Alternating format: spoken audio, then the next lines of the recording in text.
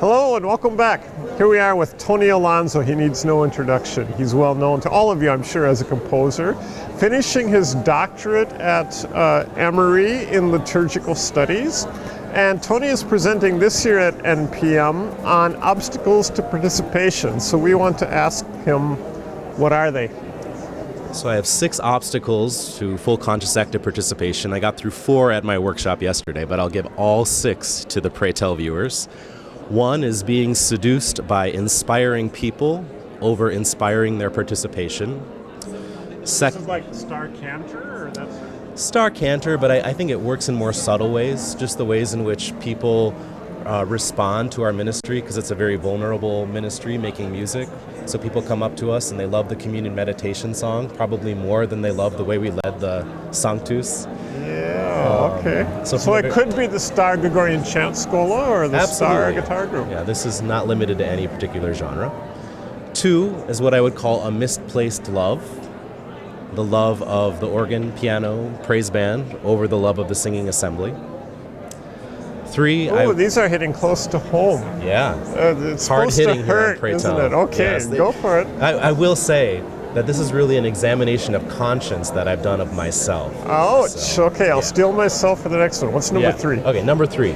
Denying our biases and so becoming trapped by them. But I speak truth. I don't have biases. That's not what you mean. But that's very unique to you, Anthony. Yeah. Good. Number 4, failing to see our role in the liturgy as interconnected with others, kind of coming on and off like a stage show. Number 5, trying to do too much and thus doing too little. So, for example, having too much new music, or precisely, or too many worship aids, and people have to juggle 3 hymnals. All of the above. Okay. Anything that inhibits our own full conscious and active participation makes it hard for us to invite others into it. Okay. And finally, believing that the welcome is ours to give. Wow. When in fact the welcome is from God. Amen. And we should be mediators that lead people to God. Vessels, exactly. This is an aside, but that's why I think the presider should not thank you for worshiping with us today at the end of Mass. I also think he's not the host. They didn't come for him. I also think it's why we probably shouldn't start our liturgies by saying welcome to St. Nicholas or what have you. Really? Yeah. Wow, I thought you progressive folks were all into community and welcome. We progressive folks, wow. And I'm labeling now. Unlike you chant folks. We try to be nice about it too. Yeah. So to say we welcome you is actually, it's putting me in the way like I'm the one.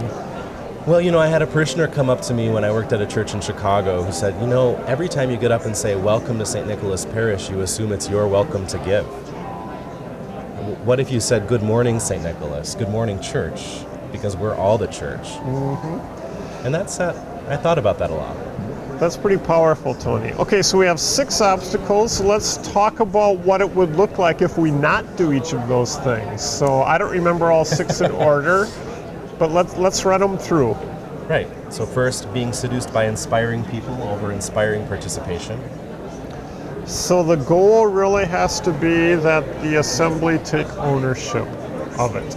Absolutely. Well, my focus is less on the assembly taking ownership of it and critiquing them, and more on critiquing those of us who lead them. Okay. Yeah. Okay. Number 2, what are we going to do? Number 2, a misplaced love. The first love of the music minister must be the voice of the assembly. So what does that mean?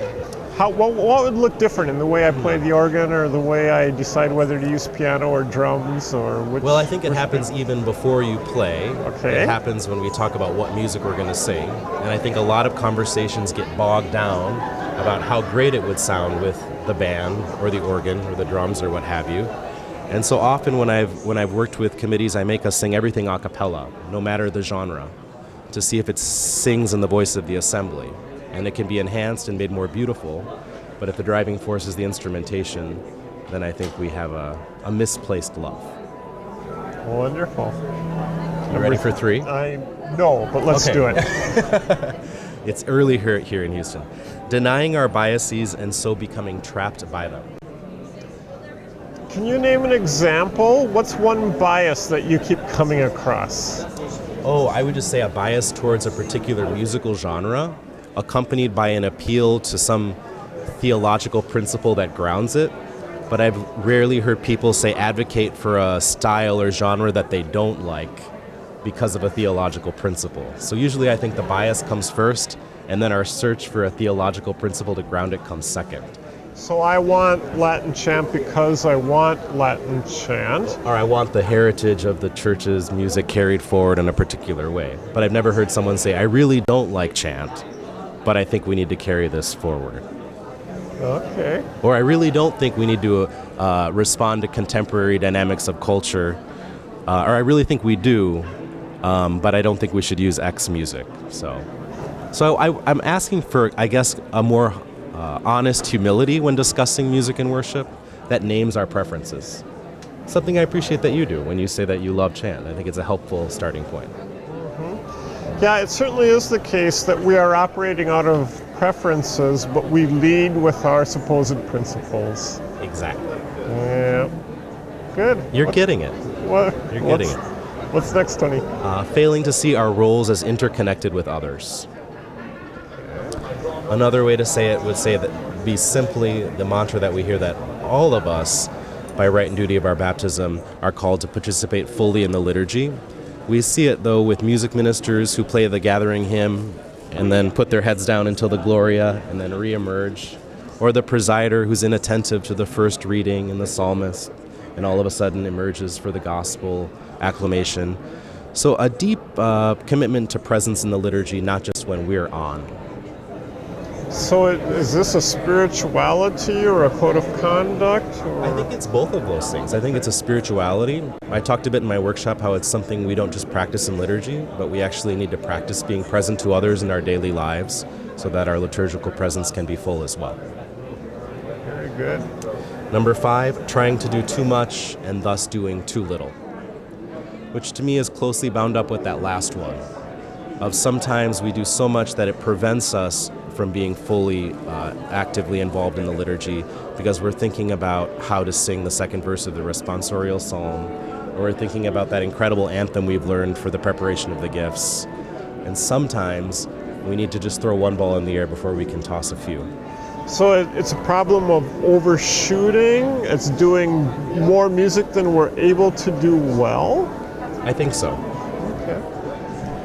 And finally, the one we ended on, believing that the welcome is ours to give. So is there a way to summarize this and bring it to the point that we really want a spirituality and a theology of the liturgy being the action of the people?